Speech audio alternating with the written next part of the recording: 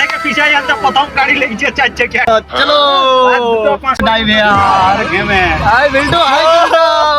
তো গাইস লাইফে প্রথমবার যাচ্ছি কলকাতাকে, আর এখন বাসে উঠে গেছি। আর এই বাসের কিছু সুবিধা আমার অনেক ভালো লাগলো, যেমনটা এখানে জুতো রাখার জায়গা আছে, আর এখানে চার্জ করার জন্য সুবিধা আছে। আর ভাই ঘুমানোর জন্য অনেক বড় একটা জায়গা আছে, যেখানে দুজন আরামসে ঘুমাও। তো তারপর কিছু খাবার খেয়ে আর লম্বা একটা ঘুম দিই, আর তারপরে সকাল সকাল পৌঁছে যাই আমরা কলকাতার ধর্মতলা বাস স্ট্যান্ডে। পৌঁছে যাওয়ার পরে চলে আসি আমরা বাথরুমে। আর এইখানে ভাই এত লোক দেখে আমার বাথরুম বন্ধ হয়ে গেছে। তো বাথরুম তো করবো না, তাই আমি ব্রাশ করে আর তারপরে চলে আসি চা খেতে।